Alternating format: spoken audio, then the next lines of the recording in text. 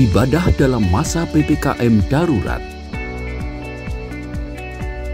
diberitahukan kepada seluruh jemaat GIA Surabaya untuk dapat mengikuti ibadah-ibadah yang ada secara live streaming atau online selama masa PPKM darurat diberlakukan. Selama masa PPKM diberlakukan, GIA Surabaya tidak menyelenggarakan ibadah secara onsite. Adapun jadwal ibadah raya sebagai berikut. Live streaming wilayah Darmo Harapan pagi pukul 6 waktu Indonesia Barat, sore pukul 16.45 waktu Indonesia Barat. Wilayah Bromo pagi pukul 9 waktu Indonesia Barat, sore pukul 18 waktu Indonesia Barat. Wilayah Gateway pukul 9 waktu Indonesia Barat.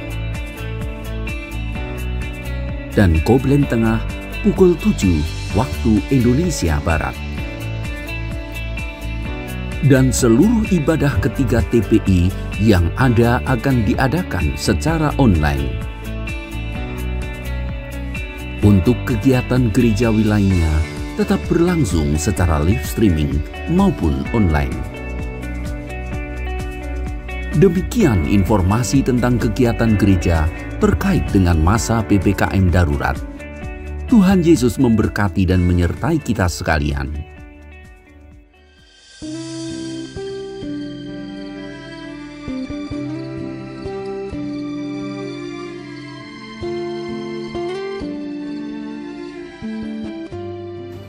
Selamat sore, selamat bertemu kembali di dalam nama Tuhan Yesus. Kalau saat-saat ini kita boleh mengalami satu kekhawatiran, kecemasan, ketakutan, tetapi kita mau belajar untuk tetap berserah kepada Tuhan. Mari ibadah kita pada saat ini kita mulai dengan doa. Bapa kami yang ada di dalam surga, pada saat ini Tuhan kami rindu memuji memuliakan nama-Mu ya Tuhan. Karena Engkau Allah yang patut kami sembah, yang patut kami tinggikan. Anak-anak-Mu pada saat ini Tuhan, kami haus akan setiap firman-Mu. Karena di dalam setiap hari-hari ini Tuhan, kami tidak bisa untuk berdiri teguh tanpa penyertaan daripada-Mu ya Bapa. Biarlah pada sore yang indah ini kami mau memuji dan membesarkan nama Engkau. Seberapa yang ada di tempat ini maupun di rumah, kami percaya Tuhan boleh melawat satu persatu untuk bersama-sama memuji dan meninggikan Engkau ya Bapa. Terima kasih ya Tuhan, layakkanlah kami. Kami serahkan setiap kami pada saat ini, baik kami sebagai pimpin pujian, baik sebagai pemain musik, terlebih yang akan menaburkan firman-Mu ya Tuhan. Urapi dengan kuasa Roh Kudus-Mu. Biarlah firman-Mu boleh menjadikan satu vitamin di dalam setiap hidup kami, untuk kami boleh melewati bersama penyertaan dan kasih kuasa-Mu ya Bapa. Kami serahkan ibadah kami pada saat ini, mulai permulaan pertengahan, hanya di dalam nama Tuhan Yesus Kristus. Haleluya. Amin. Biarlah pada saat ini dalam kelemahan apapun kita mau belajar bersyukur apa yang Tuhan berikan kepada kita pada saat ini. Kita mau undang bangkit berdiri bersama-sama. Kita memujikan segala puji syukur hanya bagi-Mu Tuhan.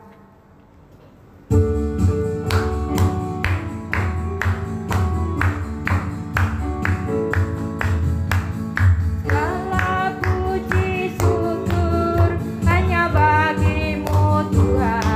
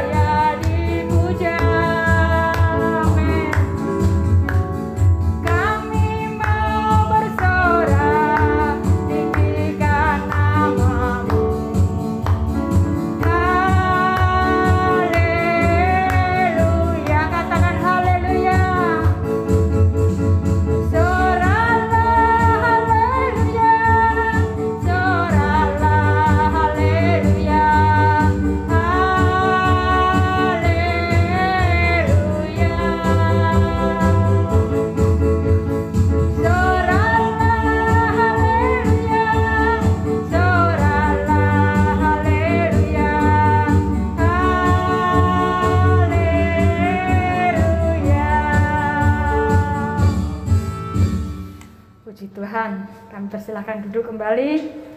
Kita segala puji syukur boleh bagi Tuhan, karena biarlah saat ini di setiap apa yang terjadi, kita tidak akan bisa berdiri karena badai boleh menerpa kita pada saat ini. Tapi Tuhan percaya menopang hidup kita, dan Tuhan akan senantiasa melindungi. Biarlah kita siapkan hati kita untuk boleh menerima akan setiap firman Tuhan. Kita pujikan Engkaulah perisaiku.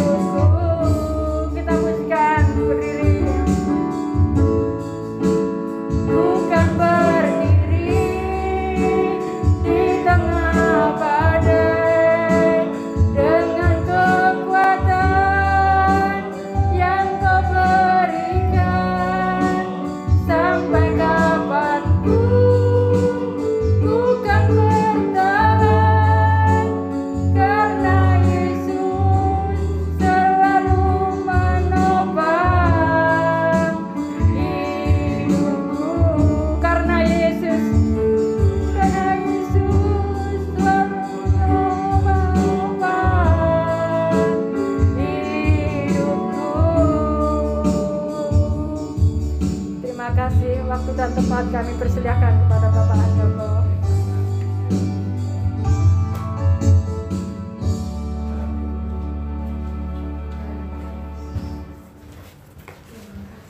Mari kita berdoa.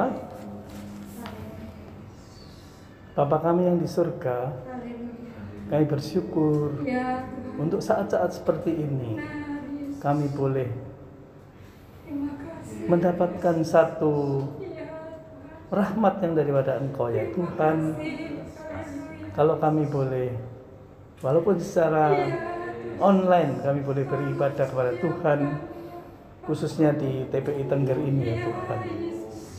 Tuhan tolonglah kami supaya di tengah-tengah daripada situasi seperti ini ya Tuhan, yang terkadang menggoyahkan iman daripada orang-orang percaya, kiranya firman-Mu pada malam hari ini dengan kuasa-Mu yang daripada surga boleh menjadi pegangan bagi para jemaat Tuhan, boleh menjadi satu pegangan ya Tuhan, supaya kami tidak terombang-ambing dengan situasi dunia yang tidak menentu ini ya Tuhan, tetapi hati kami tetap tertuju kepada Engkau. Kebenaran-kebenaran firman-Mu kiranya boleh Engkau ungkapkan kepada kami semua pada sore hari ini ya Tuhan, untuk jemaat-Mu di tempat ini ataupun siapapun yang mendengarkannya. Tuhan, hamba-Mu ini terlalu lemah, penuh dengan kekurangan. Kiranya Tuhan, Engkau sendiri yang menyucikan hamba-Mu ini, melayakkan untuk berbicara kebenaran daripada firman-Mu. Juga Tuhan, Roh Kudus-Mu kiranya membuka hati, pintu hati kami semua ya Tuhan, mencelikkan mata hati kami, untuk kami boleh mengerti firman-Mu ini ya Tuhan. Tolong kami semua Tuhan, kami rindu mendengarkan, kami rindu merenungkan kebenaran-kebenaran firman-Mu. Di dalam nama Tuhan kami Yesus Kristus kami berdoa. Amin. Ya, silakan duduk saudara.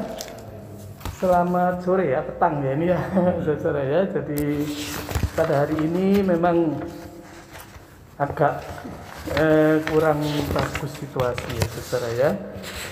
Tapi firman Tuhan tetap harus diberitakan justru di tengah-tengah kondisi yang seperti ini, begitu ya saudara ya. Mari kita akan membuka satu kisah di dalam Perjanjian Lama saudara. Kiranya kisah ini boleh menguatkan kita semua ya saudara ya, termasuk saya yang belajar ya saudara ya. Nah, itu kita ambil di dalam 2 Tawarikh pasal yang ke-34 ya, saudara. Jadi kita kalau mengenai raja-raja Israel biasanya kita mengenal Daud, Salomo gitu ya saudara, Saul gitu ya. Untuk raja-raja yang lain kita kurang ini ya, kadang-kadang kurang membahas begitu ya. Namun ada satu kisah yang menarik di dalam 2 Tawarikh pasal yang ke-34 ini, sebenarnya kaya dengan satu kekayaan rohani saudara ya. Raja Yosia. Nah ini ya, yang 2 Tawarikh pasal 34, kita baca ayat 1 ya sampai ke-7 saja dulu. Ya, yang lain nanti kita baca di rumah lah ya saudara ya. Raja Yosia, pembaharuan yang dilakukan oleh Yosia gitu ya. Saya bacakan 1 sampai 7.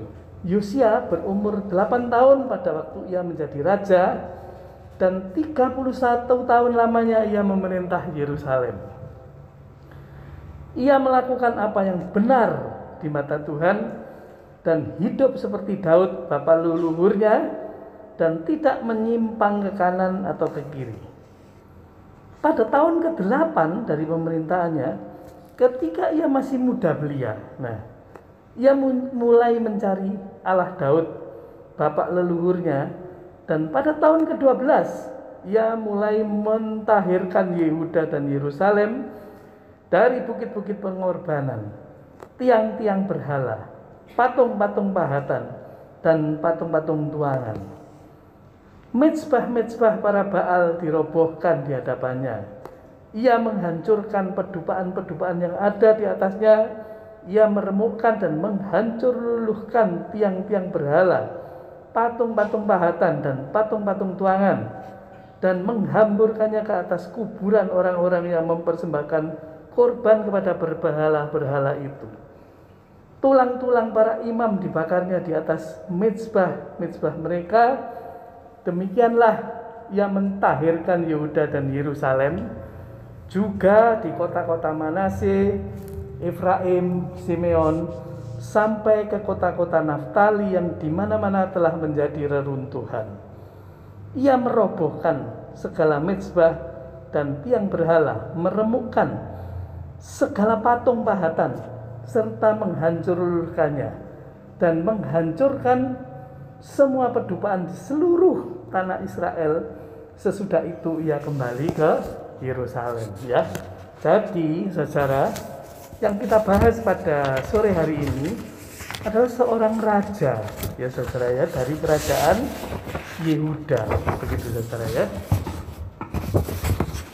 Nah, tentu saja saudara, kalau kita melihat Raja Yosia ini saudara ya, jadi sebenarnya kita mesti mengingat-ingat susunan daripada raja-raja Israel dan Yehuda. Begitu ya. Jadi karena kejatuhan daripada Salomo gitu, jadi kerajaan Israel itu semula bersatu di bawah Raja Daud, begitu ya saudara ya kan.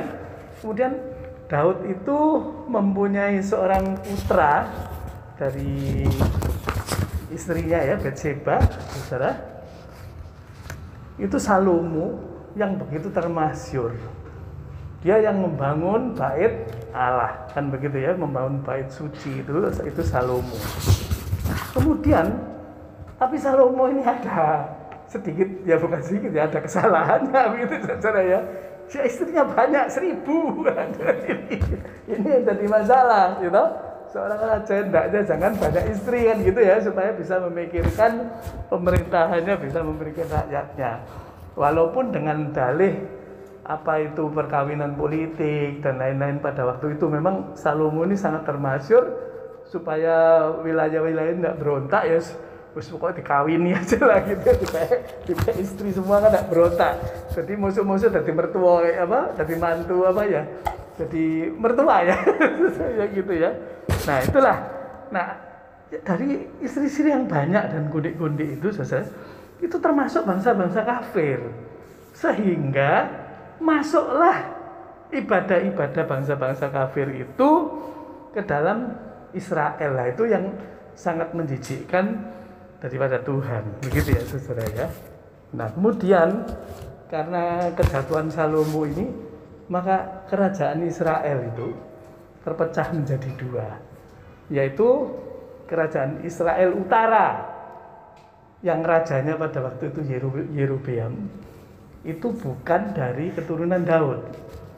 Walaupun Salomo ini atau bangsa Israel ini jatuh saudara ya, tetapi Tuhan itu tidak pernah ingkar pada janjinya bahwa nanti Mesias itu akan turun dari keturunan Daud. Nah itu ya saudara, ini yang harus menjadi perhatian kita ya kan saudara ya. Nah di kerajaan utara Yerobeam waktu itu kan wilayahnya dibagi dua ya, itu sudah mungkin saya sudah berapa kali bicara di tempat ini saudara ya. Yerobeam itu politikus, dia pinter, ibadah yang benar, yang sesuai dengan firman Tuhan yaitu Taurat pada waktu itu saudara, adalah ibadah di bait suci yang berada di Yerusalem. Dan itu wilayahnya adalah wilayah Yehuda, kerajaan selatan. Nah Yerobeam ini terus pintar. Wah, pintar tapi pintar dunia ya saudara ya. Pikirannya dia sendiri. Lah setiap tahun rakyatku itu beribadah ke kerajaan selatan, lama-lama melok jadi kerajaan selatan, tidak nganggap saya kan begitu kan. Ini itu saudara itu. Maka dia membuat ibadah baru, begitu saudara. Membuat ibadah baru, dibuatlah patung lembu emas sebagai sesembahan. Tidak lagi beribadah yang benar kepada Allah itu di bait suci di Yerusalem, begitu saudara. Maka kalau kita review di dalam 1 Raja-Raja pasal yang ke-13 saudara ya, kita lihat sebentar saja supaya nanti ini kita mengerti. 1 Raja-Raja pasal yang ke-13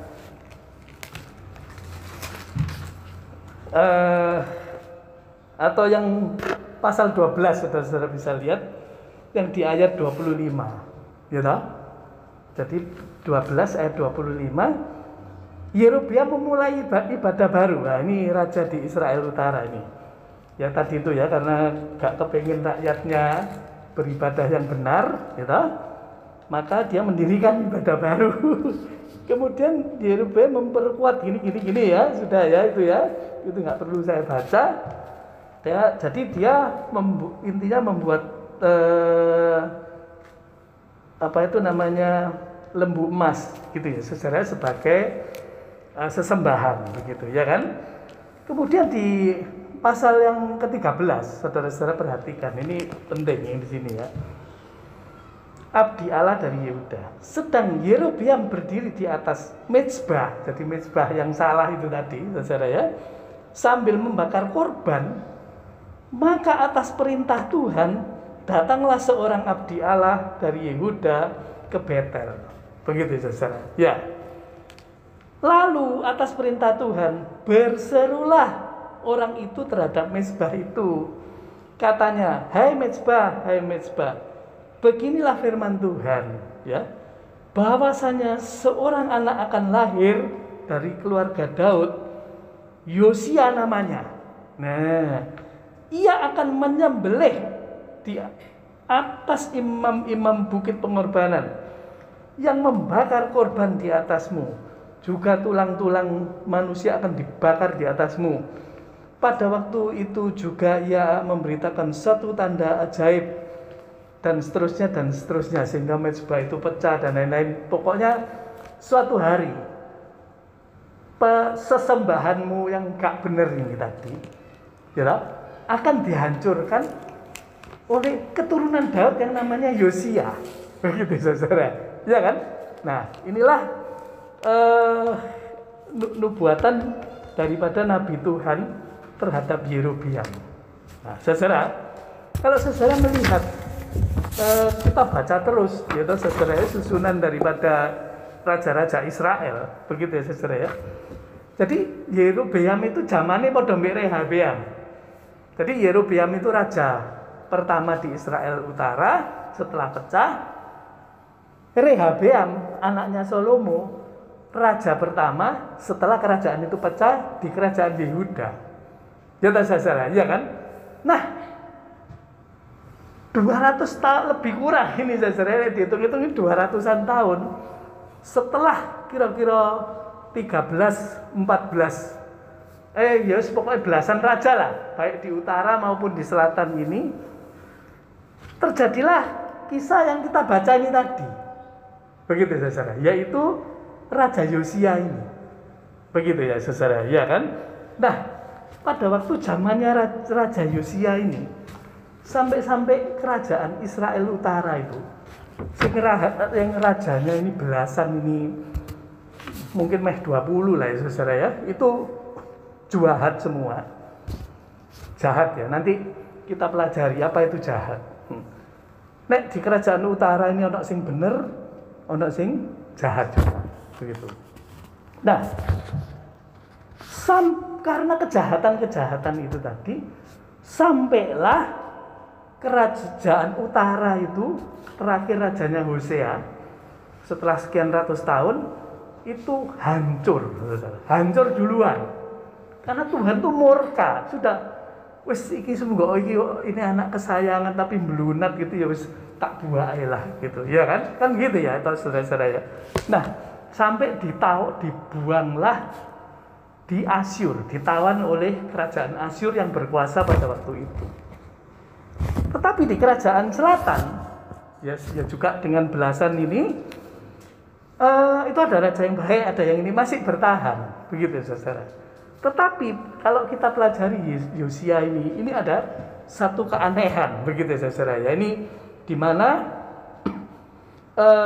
Raja Yosia ini pada waktu dia naik tahta, dia itu berumur 8 tahun untuk menggenapi apa yang dinubuatkan oleh Nabi Tuhan itu tadi, saudara ya, bahwa nanti akan lahir Yosia yang akan menghancurkan itu semua, begitu ya saudara, ya kan? Nah, Ini kan kalau kita mikir seperti ini, kita gampang mikir karena apa? Kita tinggal baca kan begitu ya saudara ya.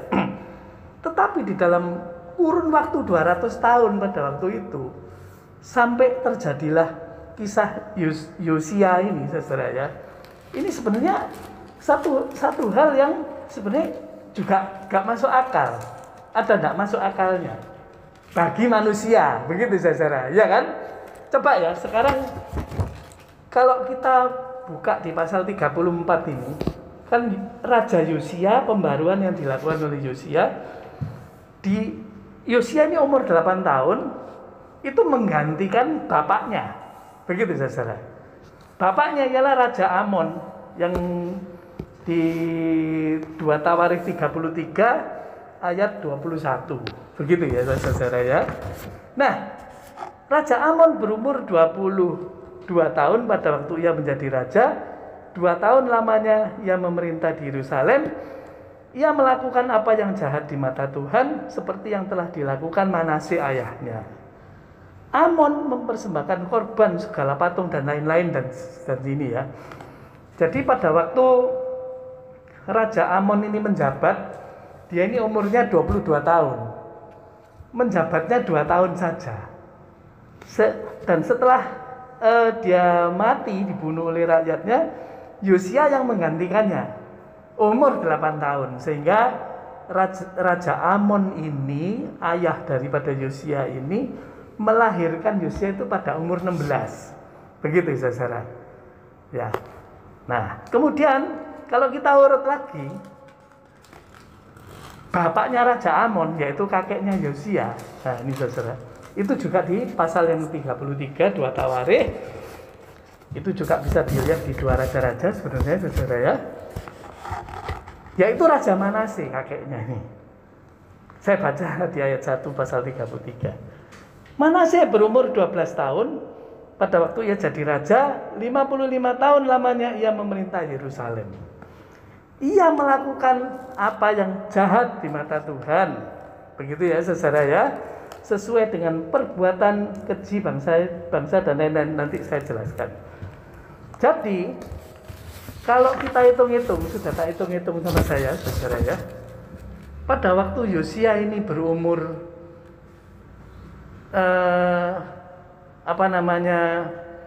pada waktu Amon umur 16, Yosia lahir, ya kan?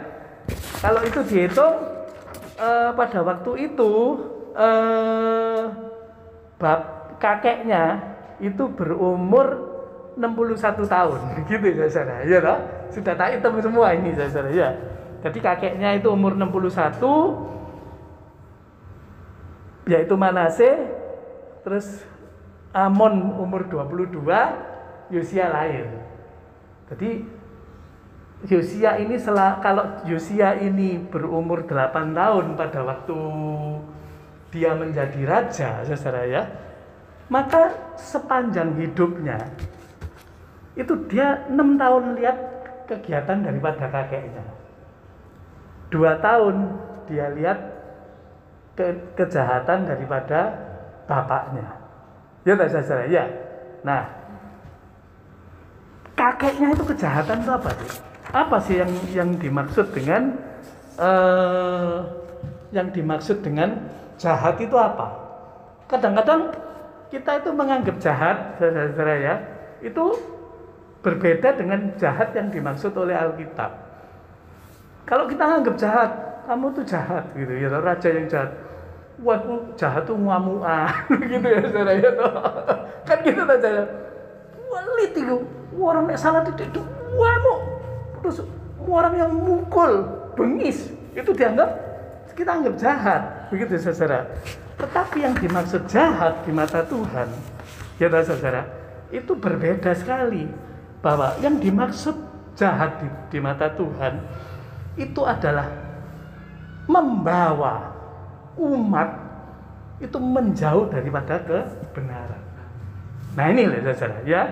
Coba sekarang kita melihat ya, apa sih kejahatan Manase?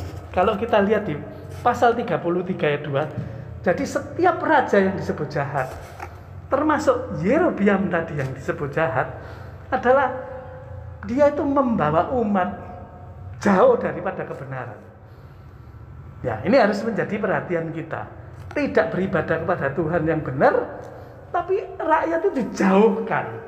Nah, saudara-saudara, kalau kita lihat ya, coba ya, jahat itu bukan tadi ngomelan, terus ngamuk-ngamuk, bengis, mukulan, bukan itu, saudara. Ia melakukan apa yang jahat di mata Tuhan. Jadi kriteria jahat di mata Tuhan ini ya, saudara ya, khususnya kalau ini di Raja Manase ya, nemen juga Raja Manase ini. Di pasal 33 ayat 2, ia melakukan apa yang jahat di mata Tuhan sesuai dengan perbuatan keji bangsa-bangsa yang dihalau Tuhan dari depan orang Israel. Jadi bangsa-bangsa pada waktu itu nek beribadah, saudara ya, wah gak karu-karuan, saudara ya.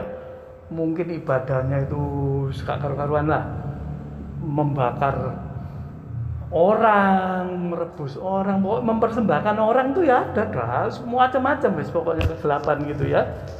Terus lihat, ia mendirikan bukit-bukit pengorbanan. Nah itu ya. Terus membangun mezbah Baal. Nah ya saudara ya, membuat patung Asyera. Jadi Baal sama Asyera itu kayak suami istri gitu saudara ya. Nah Asyera itu kan patung kesuburan, ya toh?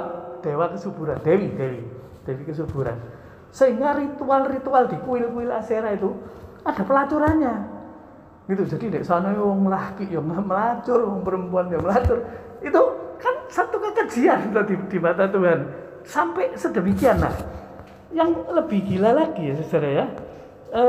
Raja Manase ini di samping sujud menyembah tentara langit dan beribadah kepadanya, yang lebih gila, ia membangun mezbah itu di rumah Tuhan. Nah, ini kan gendeng, saudara. Di Yerusalem, ini Raja Yehuda di Yerusalem membangun mezbah untuk dewa-dewa itu nek ngene bait Allah. Ini kan kenemenan. Terus dia membangun mezbah untuk tentara langit di pelataran itu. Kalau saudara baca lagi pasal 33 ayat 6, ia mempersembahkan anak-anak sebagai korban dalam api, melakukan ramal, sihir, telaah, pemanggil arwah dan lain-lain. Sehingga artinya jahat itu tadi adalah membawa rakyat, membawa umat, membawa jemaat jauh daripada Tuhan, jauh daripada kebenaran firman Tuhan ini. Firman Tuhannya di mana? Tauratnya.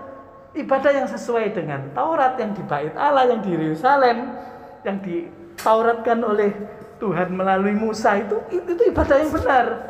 Nah, ini rakyat dibawa ke sini, itulah jahat. Begitu ya, saudara, ya kan? Dia sombong begitu ininya ya. Nah, saudara-saudara perhatikan sekarang ya. Kalau ini kakeknya Raja Manase, jahatnya sedemikian ini. Terus kita membaca ayat 21 tadi, Amon, ya toh? Iya, pasal ayat 21 terus ayat 22, ya toh? Ia melakukan apa yang jahat di mata Tuhan seperti yang dilakukan Manase ayahnya. Amon mempersembahkan korban kepada segala patung yang dibuat ayahnya dan beribadah kepada patung-patung itu. Ia tidak merendahkan diri di hadapan Tuhan seperti Manase ayahnya merendahkan diri, malah Amon makin banyak berbuat kesalahan. Gitu ya, saudara ya, toh? Berarti kan kalau ini Yosia, bapaknya itu, kakeknya itu jahat, bapaknya ini mungkin lebih jahat lagi.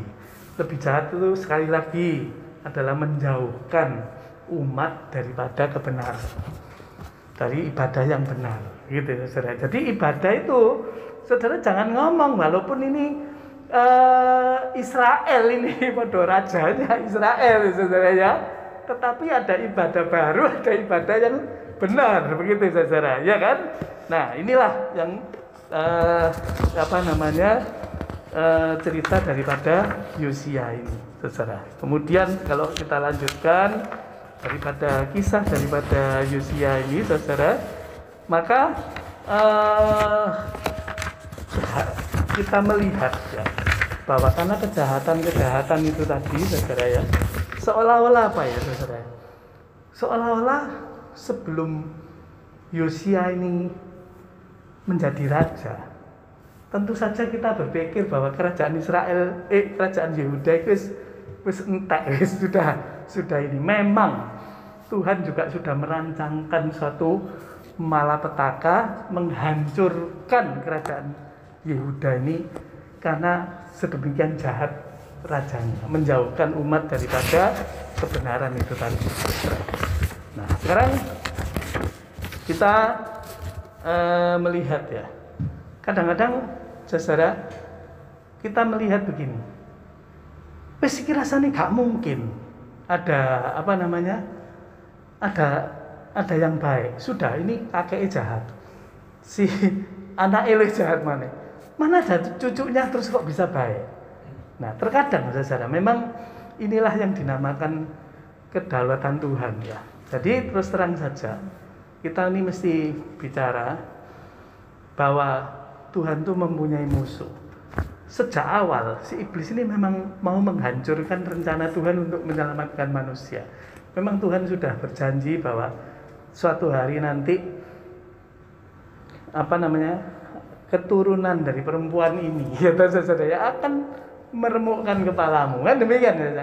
Dan iblis itu selalu menghalangi. Coba ya, sejak mulai dari Kain dan Habil itu adalah nabi Tuhan yang melakukan kebenaran, gitu. Dibunuhlah sama Kain. Terus nanti kalau kebenaran ini kan jadi putus, saudara ya. Sampai saking jahatnya Tuhan marah, tapi dia masih mengasihani. Nuh masih menyelamatkan, gitu. Setelah itu pemanggilan Abraham, betul lah saudara ya. Abraham pun yang meh putus. Umur 90 sih baru punya anak. Ya. Semuanya inilah iman. Gitu saudara ya. Sampai pemilihan Daud. Tuhan berjanji kepada Daud, saudara ya. Jadi Daud itu keturunan Abraham, kemudian Mesias nanti lahir daripada Daud, ya kan? Nah, bahkan sebelum Daud itu kan anak-anak Israel itu kan Yehuda yang harusnya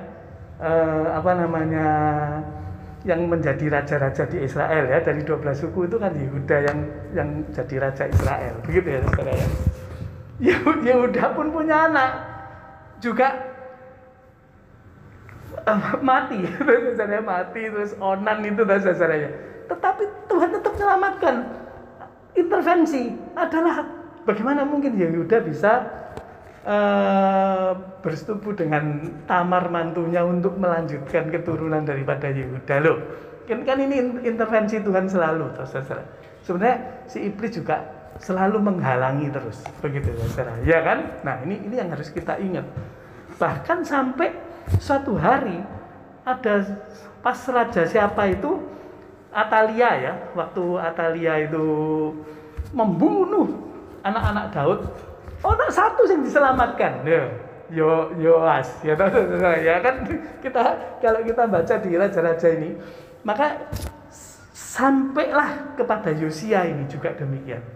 Jadi Tuhan memang mengintervensi, begitu saudara.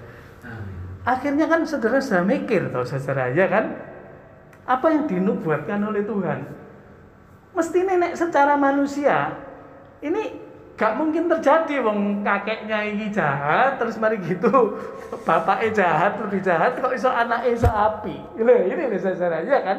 Nah, inilah yang namanya kadang-kadang itu Tuhan tuh selalu berdaulat atas sejarah. Jadi apa yang diputuskan oleh Tuhan, yang sudah dijanjikan, yang sudah difirmankan itu kita mesti amini, karena semua itu pasti digenapi oleh Tuhan. Bahkan 200 tahun yang lalu digenapi hari ini, Yosia ini. Ya saudara, ya kan? Nah, Pak, kok sampai suwi ngono? Ya itulah, kalau misalnya sampai 200 tahun baru digenapi. Sebenarnya itulah masa kesabaran Tuhan, saudara, ya kan? Tuhan itu juga di tengah-tengah, misalnya kita ini berumat yang jahat, yang selalu berdosa, yang selalu menjauh dari Tuhan, saudara. Tetapi Tuhan itu sebenarnya kepengen tetap kita itu iso balik gitu loh. Dikasih masa kesabaran. Ya saudara ya, seperti sekarang ini saudara ya. Tuhan Yesus tuh janji untuk datang kedua kali. Betul lah saudara ya kan? Loh, kok sampai aku akan datang segera, gitu kan?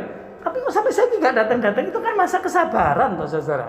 Masa kesabaran Tuhan supaya kita itu berbalik kepada Tuhan. Sebenarnya itu juga kalau sekarang orang tua jahat terkutuk, wah nanti turunanmu pasti terkutuk juga. Nggak ada saudara.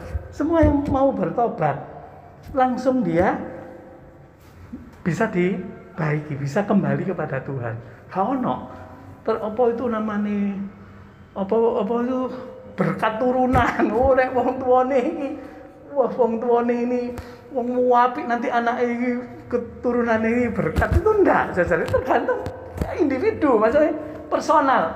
Oh iki nek wong tuane jahat iki anake mesti terkutuk. Gitu kan enggak ada begitu ya toh. Nah, terus lho Pak, nah, gitulah ada di Kisah Rasul itu. Percayalah engkau kepada Tuhan, kan gitu kan, kepala penjara Filipi toh saudara ya. Percayalah engkau kepada Tuhan, engkau akan diselamatkan. Udahlah, engkau dan seisi rumahmu. Oh, pikirnya kalau kita harus diselamatkan, seisi rumah kita selamat kabeh. Itu bukan otomatis, saudara. Ya toh, ya sini sudah pernah dijelaskan, ya toh, bahwa keselamatan itu pribadi, ya personal, gitu loh saudara. Nek misalnya kita itu olahraga, rajin olahraga, sing sehat awake dhewe, mosok wong sak omah sehat kabeh ya ndak, saudara. Ya kan? Kalau kita misalnya ugal-ugalan makan lemak, sing kolesterol sapa? Mosok sak omah kolesterol ya ndak, ya kita sendiri ya saudara. Oleh sebab itu keselamatan itu adalah pribadi lho. Nek ngono ayat itu salah. Oh tidak. Engkau dan seisi rumahmu akan diselamatkan. Itu dengan adanya satu orang bertobat, maka timbullah satu kesempatan untuk di rumah itu, oh iki ana contoh ya orang sing bertobat nih, orang yang percaya, menyebabkan yang lain-lain itu bisa percaya. Gitu loh saudara ya, mendekat. Jadi orang bertobat itu mendekat kepada Tuhan, bukan menjauhkan, gitu ya saudara. Maka ada opportunity, ada kesempatan untuk satu keluarga atau orang-orang sekitarnya juga ikut bertobat. Ya, nah ini kalau kita melenceng titik ya, ini tadi ya saudara. Jadi tidak ono kutuk turunan terus ditengking terus isone bertobat gara-gara pendetone itu gak ono saudara. Ya pribadinya ini, ya saudara, kalau memang mau dipakai Tuhan, pribadi ini bertobat, pasti dia bertobat pribadi dan akan kembali kepada Tuhan. Nah, sekarang saudara, jadi Tuhan memang mau pakai Yosia ini. Coba bayangkan ya. 8 tahun, anak-anak 8 tahun ini sapa? Ngerti apa? Tetapi Alkitab kita mengatakan bahwa Yosia ini pada usia 8 tahun, dia melakukan apa yang benar di mata Tuhan seperti Daud ayahnya. Benar itu apa sih? Nah, ini loh. Oh, Yosia itu raja yang benar. Berarti sabar, meseman, suka nulungi, gitu kan? Nek orang benar itu kan begitu gitu. Benar di mata Tuhan itu bukan seperti itu, saudara. Benar di mata Tuhan itu adalah mengajak rakyatnya, pemimpin yang mengajak umatnya mendekat kepada kebenaran. Ya toh? Jadi kalau jahat menjauhkan umat dari kepada kebenaran, yang benar adalah mendekatkan umat kepada kebenaran. Mendekatkan umat atau membawa umat bertobat kembali kepada kebenaran. Ini yang harus menjadi perhatian kita. Nah, anak umur 8 tahun dia bisa mencari Tuhan. Padahal lingkungannya ini yang tidak memungkinkan, mestinya tidak mendukung lingkungannya.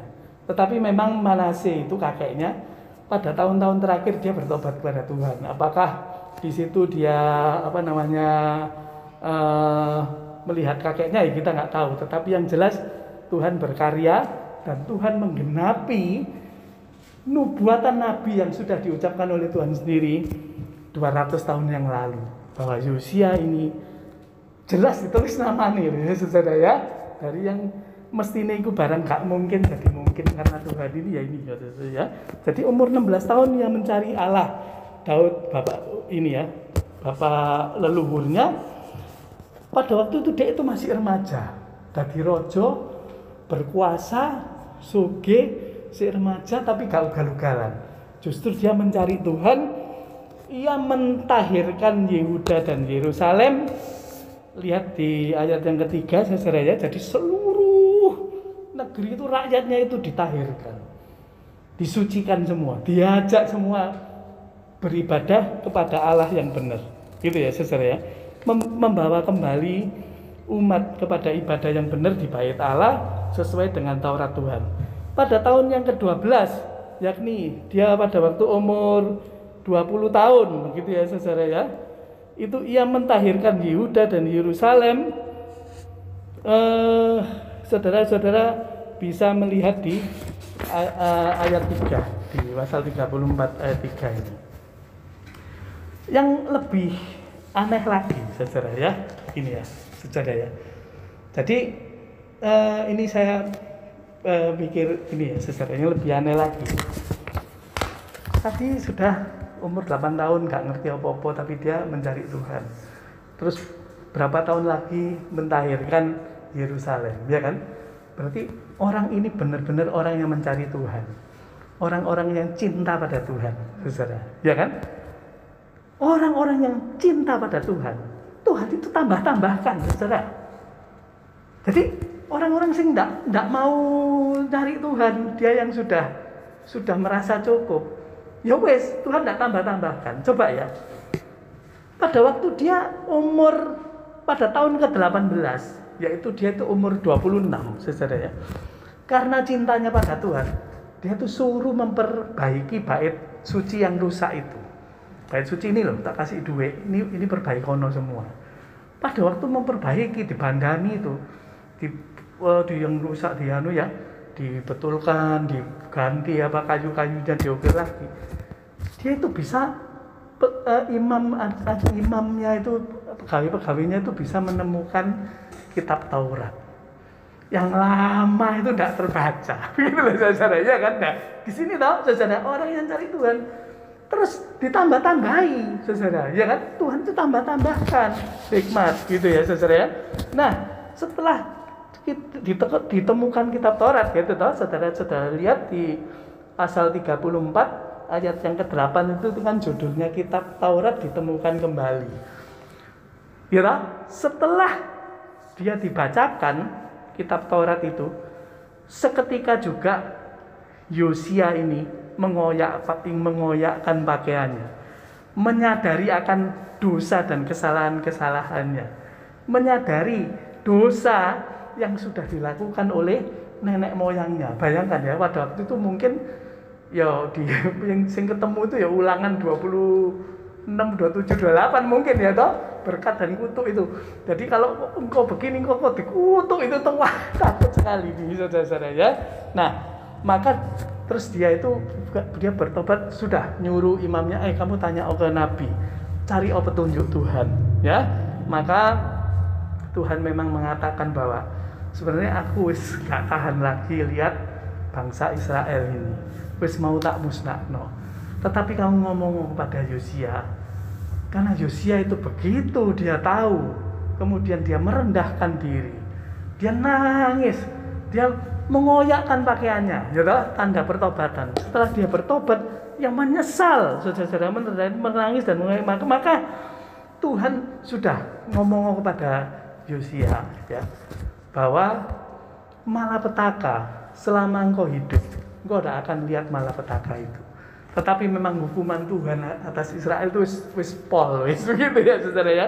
Tetaplah dia ini ya, tetap Tuhan itu nanti akan tetap akan menghancurkan Israel ya, Yehuda lah ya. Maka aku akan mengumpulkan engkau kepada nenek moyangmu, engkau akan dikuburkan dengan damai. Ini katanya Nabi kepada Yesia. Matamu tidak akan melihat malapetaka. Jadi selama hidup Yosia itu memang bangsa Yehuda itu diberkati. Karena apa? Karena pemimpin ini membawa dekat kepada Tuhan, rakyatnya kembali kepada Tuhan. Ya, itu yang namanya orang benar, begitu ya saudara ya. Jadi ini ada jahat di mata Tuhan dan benar di mata Tuhan. Sekali lagi, jahat di mata Tuhan adalah menjauhkan umat daripada kebenaran. Tetapi benar, orang benar di mata Tuhan adalah mengajak umat kepada kebenaran, ibadah sesuai dengan ini kebenaran Taurat, begitu ya saudara ya. Jadi ibadah dan lain-lain itu ojo dipikir-pikir dewe, tetapi ada Alkitab kita ini ya. Sekarang saudara, itu terjadi di zaman Perjanjian Lama ya. Lek saiki apa Pak? Itu pertanyaan nih ya saudara ya. Sekarang kan tidak ada berhala lagi ya. Nek ono ya singkir lah, itu sudah jelas begitu ya saudara ya. Jadi kadang-kadang memang kita itu nek bicara seperti ini, terus zaman saiki ini ya apa kan begini ya saudara ya. Nah, saudara-saudara, saya ingin mengajak saudara sekarang berpikir ya, maksudnya mengajak sama-sama. Sebenarnya nah ini banyak orang gitu, ayo kita diskusi rame-rame, mestinya begitu ya saudara ya. Jadi kalau saudara-saudara setuju dengan saya bahwa di dalam isi daripada Perjanjian Lama ini, baik itu yang ditauratkan oleh Musa ya, perintah Tuhan atau ilham Tuhan yang ditulis oleh Musa, maupun kitab nabi-nabi yang ada di Perjanjian Lama, baik Mazmur-Mazmur itu, sudah setuju nggak kalau saya mengatakan bahwa semua itu adalah bayangan daripada Kristus? Ya, sudah, itu kita dulu. Dan semua nubuatan nabi-nabi itu mengerucut kepada satu pribadi, yaitu Tuhan Yesus Kristus. Ya, setuju ya saudara ya. Nah, sekarang kalau kita sudah setuju di situ, maka di dalam Perjanjian Baru itu kita yang dinamakan Kristen ini, kita kan pengikut Kristus, ya kan? Nah, jadi pusat atau sentral dari iman kita itu adalah di dalam Kristus. Setuju ya saudara ya? Kan begitu ya saudara. Nah, sekarang kita gampang saja sekarang ini. Kita ini sekarang ini banyak sekali pengajaran. Bahkan kadang itu bingung. Kita yuk bingung. Begitu ya saudara ya toh? Tapi saudara nggak usah bingung. Sekarang kalau kita ini orang Kristen, saudara, ya, sudah simpel saja lah. Ini bagaimana sih ini kan gitu kan? Ya toh? Ya apa sih supaya sing bener iki saiki ya apa? Sing salah ya apa iki. Jadi saya tidak dalam rangka mengadili apa, tidak sama sekali saudara. Cuma saya ingin mengajak saudara itu berpikir seperti ini. Sederhana saja. Saudara semua orang Kristen ya, pasti orang Kristen ya.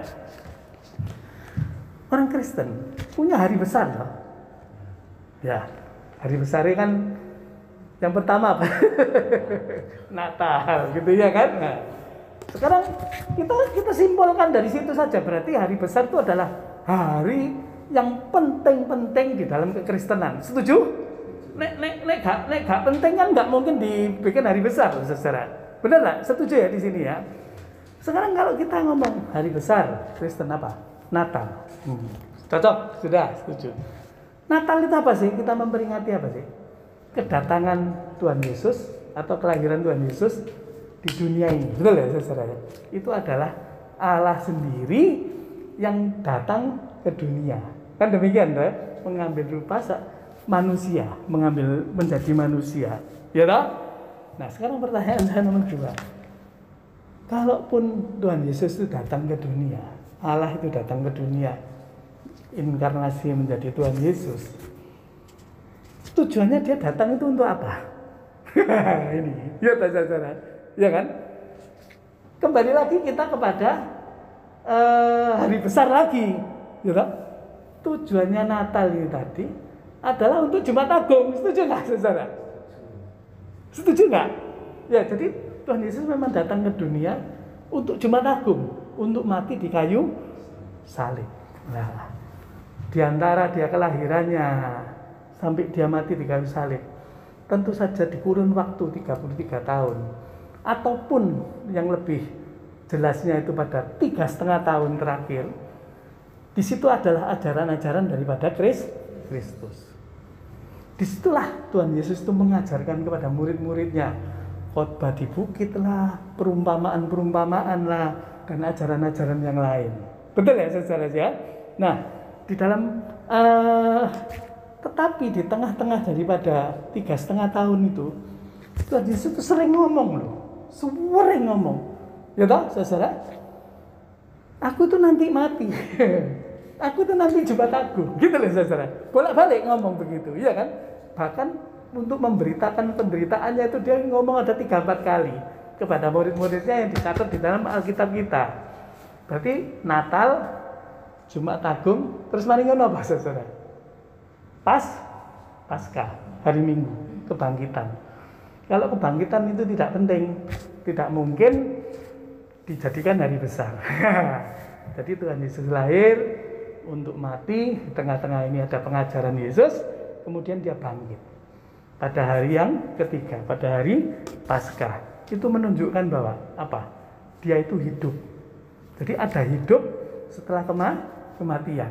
Gitu ya saudara. Kalau tidak ada hidup setelah kita mati besok itu, terus apa Tuhan Yesus itu hidup? Gitu loh saudara, memberi contoh hidup itu apa? Nah, setelah itu ada satu hari lagi, yaitu apa saudara? Kenaikan Tuhan Yesus ke surga. Betul ya saudara ya? Itu hari besar untuk menyediakan tempat. Kemudian 10 hari kemudian, itu tanggalan merah juga ya kalau nggak salah ya. Hari besar juga, yaitu apa? Pentakosta, turunnya Roh Kudus. Betul ya saudara ya? Turunnya Roh Kudus untuk mendampingi bahwa kita hidup di dunia ini. Kalau tadinya Allah itu di bait suci, saudara, ya kan? Di Yerusalem, orang harus ke sana. Tetapi dengan matinya Tuhan Yesus, bangkitnya Tuhan Yesus, dengan turunnya Roh Kudus, sekarang Allah itu dekat sekali. Allah itu di mana? Di hati kita, kan begitu. Jadi Roh Kudus itu di hati kita ini untuk mendampingi kita ini loh, hidup di dunia. Sampai nanti kedatangan Tuhan Yesus yang kedua kalinya. Betul ya saudara? Setuju ya? Karena itu semua ini adalah hari-hari besar daripada orang Kristen. Sehingga inti daripada kekristenan, kalau saudara ngakoni itu sebagai hari besar, inti daripada kekristenan itu ya seperti ini. Tidak ada yang lain. Sehingga apa sekarang yang dinamakan gereja yang benar? Gereja yang benar adalah gereja yang membawa umatnya itu kepada kebenaran ini tadi. Harus memberitakan salib Kristus, karena disitulah itu ada keselamatan. Anugerah keselamatan itu adalah yang di situ, dan itu adalah yang terbesar. Sudah tidak ada yang lebih besar dari itu. Apabila engkau percaya bahwa Tuhan Yesus itu mati untuk dosa-dosa kita, saudara, ya kan?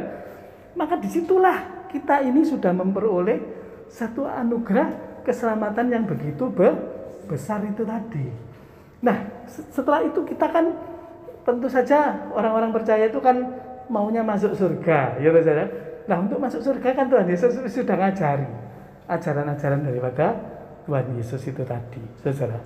Sehingga setelah Roh Kudus turun, saudara ya, rasul-rasul daripada Tuhan Yesus semua memberitakan bahwa kedatangan Yesus ke dunia ini adalah untuk menebus dosa manusia dengan mati di kayu salib, bangkit pada hari yang ketiga, ya tak? Terus kemudian dia naik ke surga untuk menyediakan tempat, kemudian menurunkan Roh Kudusnya. Pemberitaannya semuanya itu ada di situ. Yang penting ini, begitu saudara. Nah, sedangkan jadi sekarang ini saudara percaya bahwa inilah kebenaran. Nah, sekarang pertanyaannya, loh Pak, di tengah-tengah itu kan Tuhan Yesus kan ono mujizat Pak. Di tengah-tengah itu kan ada kesembuhan. Ya tak, saudara? Ya kan? Nah, Semua berarti nek Pak Handoko ngomong ini, Pak Handoko gak percaya mujizat. Oh yo gak sih, yo percaya. Sangat percaya. Namanya Tuhan Yesus kok gak iso, namanya Tuhan kok gak iso bikin mujizat dan bukan Tuhan. Gitu saudara. Tetapi coba saudara perhatikan ya. Saya memberi contoh beberapa sebelum kita mengakhiri saudara ya. Saudara lihat di Matius 8. Ini ajaran ini zaman perjanjian baru. Matius 8. Saudara-saudara lihat Matius pasal 8. Ini mujizat saudara, pasal 8. Matius pasal 8. Judulnya aja, Yesus menyembuhkan seorang yang sakit kusta. Ya toh?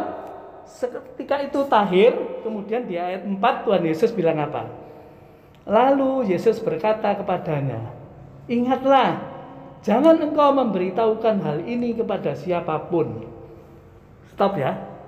Jangan engkau memberitakan hal ini kepada siapapun. Terus kita melihat lagi di Matius pasal 9.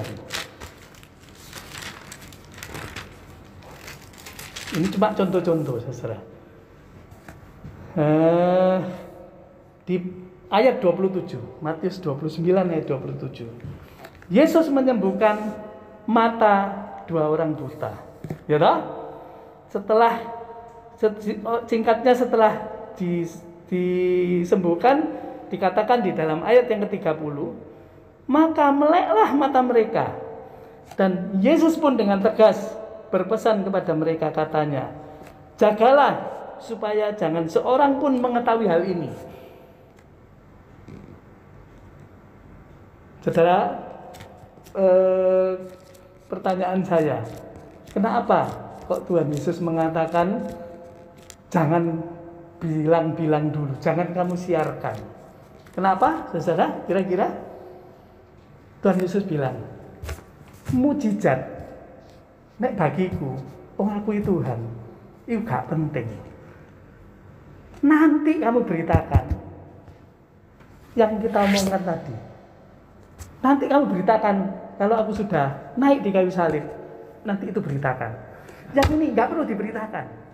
Tetapi sekarang gereja-gereja Tuhan, KKR kesembuhan, KKR mujizat, saudara. Ya kan? Gak apa-apa. Asal, coba saudara-saudara lihat ya. Asal setelah KKR tadi, semua kembali dibawa kepada kebenaran ini. Didekatkanlah kepada kebenaran firman Tuhan ini tadi. Saudara, untuk apa sembuh tapi kalau kamu tidak selamat? Untuk apa kamu melek? Tadi ini buta melek, tapi kamu jiwamu tidak diselamatkan. Nah, sekarang coba saudara perhatikan tangan saya. Misalnya ini kebenaran begini. Ya saudara, Yesus lahir. Terus untuk di kayu salib, bangkit. Ini kencang terus begini. Ya kan? Di tengah-tengah daripada perjalanan Tuhan Yesus itu, sampai hari ini pun, saudara, sampai hari ini pun, itu adalah ini lurus begini ya. Adalah yang namanya mujizat. Kesembuhan tadi. Adalah yang namanya mencelikkan orang buta. Yang ini lurus, ini ada cabang-cabangnya, menyembuhkan orang sakit. Membuat orang lumpuh berdiri. Gitu ya saudara ya. Apalagi lah mencelikkan yang buta. Ya. Nah, sekarang ini ajaran yang pokok. Di sini ini adalah ada mujizat-mujizat itu tadi. Ada berkat-berkat. Ya, coba kalau yang setelah terjadi mujizat, terus mujizat itu terus dimujizat terus mulai berapa puluh tahun ini ini terus mujizat terus yang dibicarakan. Berarti kan, nah ini garis lurus, ini kan sudah menceng gini, terus gini ya.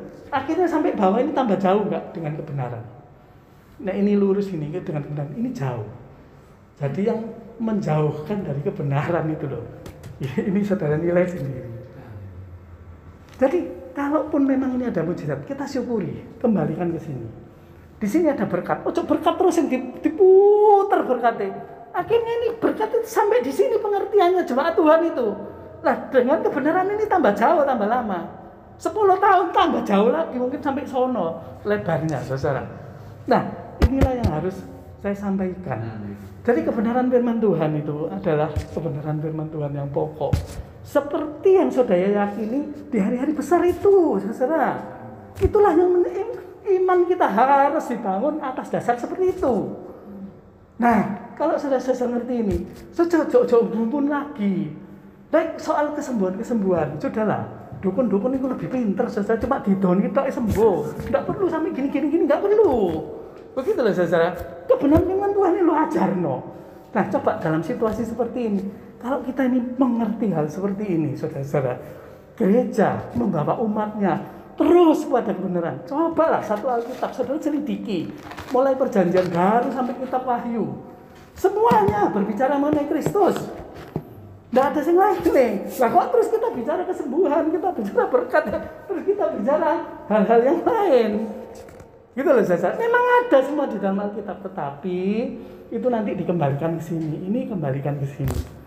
Ya, saudara, itu saja yang dapat saya sampaikan, saudara ya. Kiranya saudara, kita ini menjadi Yosia, ya saudara ya. Dengan pertolongan Tuhan lah, kita itu bisa menjadi Yosia ini yang membawa umat itu dekat pada Tuhan. Kita sebagai kepala keluarga ya berarti Yosia di keluarganya. Kita sebagai ibu rumah tangga ya Yosia di keluarganya, kan begitu ya saudara ya. Kita jadi pemimpin di perusahaan, jadi Yosia di dalam lingkungan pekerjaan. Kita jadi ketua RT ya, jadi Yosia di lingkungan, di segala lini, apalagi gereja Tuhan. Mari kita berdoa. Bapa kami yang di surga, biarlah Tuhan apa yang sudah kami renungkan, kami baca, Engkau sendiri yang sempurnakan Tuhan di hati kami semua. Kiranya firman-Mu ini boleh menjadi kekuatan bagi kami, agar kami tidak diambang-ambingkan oleh dunia ini yang semakin hari semakin menggelora untuk menyeret, termasuk menyeret umat-umat Tuhan untuk menjauh daripada Engkau. Kiranya Tuhan, Roh Kudus-Mu sendiri yang membungkus jemaat Tuhan dengan kuasa daripada Roh Kudus-Mu sendiri, kuasa yang daripada surga. Terima kasih Tuhan, berkati juga jemaat di TPI Tengger ini dengan segala pergumulannya. Kiranya pada sore hari ini kami semua boleh mengerti, kami boleh menyadari bahwa kami ini adalah orang-orang berdosa yang perlu pertolongan daripada Engkau sendiri. Tolonglah kami semua ya Tuhan, supaya kami boleh dengan penyertaan daripada Engkau, kami boleh hidup seturut dengan apa yang Engkau kehendaki. Biarlah kami juga dituntun hari lepas hari melalui pembacaan-pembacaan firman-Mu, pembacaan-pembacaan kitab suci, maupun berita-berita kebenaran yang keluar dari mimbar-mimbar di gereja-Mu ini ya Tuhan, Gereja Isa Al-Masih di Surabaya. Tuhan tolong kami semua yang penuh dengan kelemahan. Tuhan sendiri yang memampukan gereja-Mu ini untuk tetap setia kepada Injil daripada Kristus. Kami naikkan doa ini hanya di dalam nama Tuhan kami, Yesus Kristus. Amin. Ya, selamat malam saudara sekalian. Tuhan memberkati. Kami kembalikan kepada yang bertugas.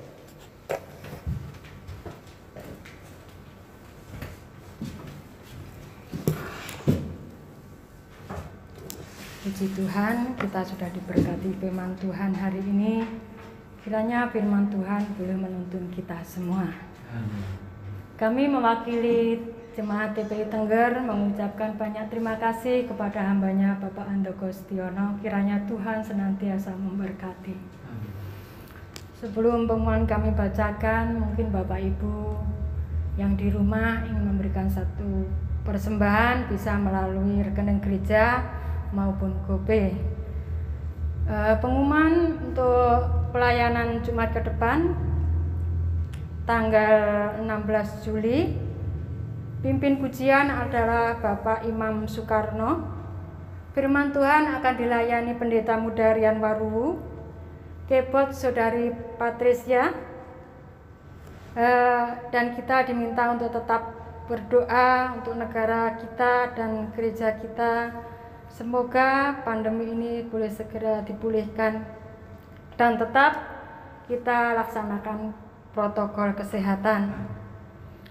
Dan sebelumnya kami serahkan doa penutup kepada Bapak Ando Gustiono. Waktu dan tempat kami persilahkan.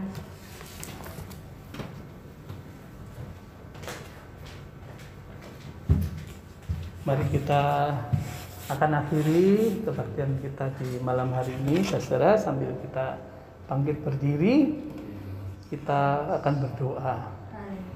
Ya Tuhan, Bapa kami yang di surga, sungguh kami bersyukur di sore malam hari ini Tuhan, kalau kami semua boleh datang beribadah kepada Tuhan.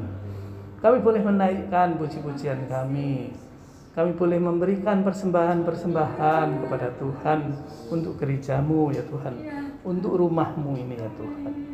Terutama pada malam hari ini kami boleh belajar sebagian daripada firman-Mu. Kiranya Tuhan, firman-Mu ini boleh tertanam di hati para jemaat sekalian atau kami semua ya Tuhan, supaya iman kami hari lepas hari boleh bertumbuh dengan fondasi daripada Kristus Yesus. Tuhan, tolong kami semua. Kami juga berdoa untuk jemaat Tuhan di akhir-akhir ini. Banyak sekali jemaat Tuhan yang mengalami pergumulan ya Tuhan, khususnya di pandemi ini ya Tuhan. Tapi kami percaya bahwa Tuhan senantiasa memberikan satu pertolongan. Engkau adalah Allah yang baik. Segala sumber daripada yang baik berasal daripada Engkau ya Tuhan. Sehingga yang keluar daripada Engkau adalah semua yang baik untuk umat-Mu ya Tuhan.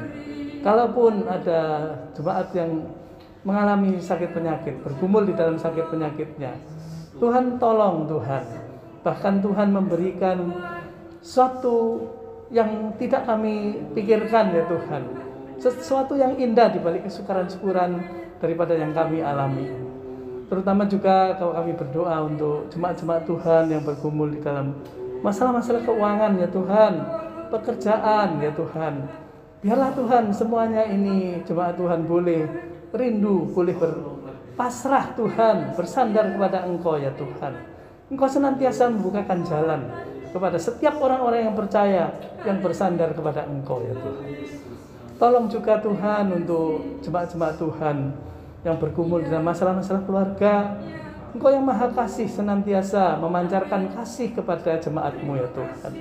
Biarlah orang-orang percaya, khususnya jemaat di TPI Tengger ini, boleh menjadi agen daripada kasih itu untuk sesamanya, untuk lingkungannya, juga terutama untuk keluarga ya Tuhan. Kami berdoa untuk jemaat-jemaat Tuhan yang lain, yang di dalam usaha pekerjaannya ya Tuhan, kiranya setiap hari Tuhan memberikan satu kelancaran, Tuhan memberikan satu perlindungan, dan Tuhan memberikan satu penyertaan, memberikan satu rezeki yang cukup untuk jemaat Tuhan, supaya di tengah-tengah daripada pandemi ini ya Tuhan, jemaat Tuhan boleh hidup dengan secukupnya ya Tuhan, boleh hidup mensyukuri nikmat yang daripada Engkau. Terima kasih Tuhan, kami sebentar akan berpisah satu dengan yang lain ya Tuhan. Jemaat-jemaat yang di rumah, yang mendengarkan secara online, Tuhan berkati secara luar biasa. Engkau juga berkati perangkat-perangkat ini ya Tuhan, juga berkati para pelayan Tuhan, khususnya hamba-hamba Tuhan di Gereja Isa Al-Masih Surabaya, yang dengan setia, dengan segala daya upayanya tetap berusaha memberitakan kebenaran Injil daripada Kristus, Injil yang membawa keselamatan. Terima kasih Tuhan untuk semuanya ini Tuhan. Biarlah kami boleh pulang dengan membawa damai sejahtera yang daripada Engkau. Kami boleh pulang dengan membawa berkat-berkat yang daripada Tuhan. Di dalam nama Tuhan kami, Yesus Kristus, kami berdoa. Amin.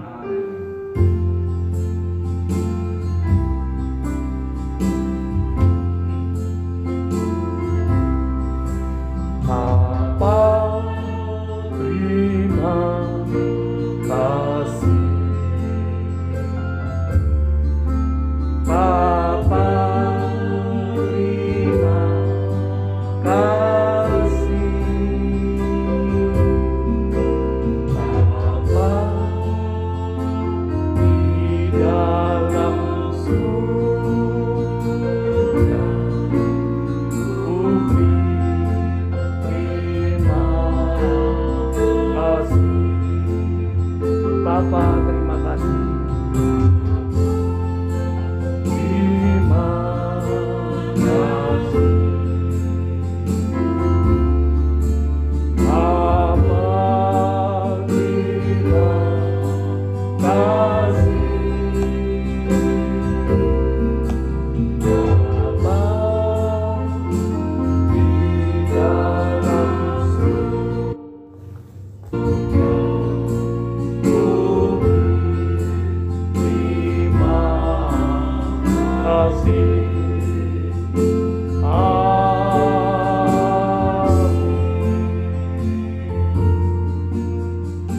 Selamat malam Bapak Ibu, saudara jemaat sekalian, Tuhan memberkati.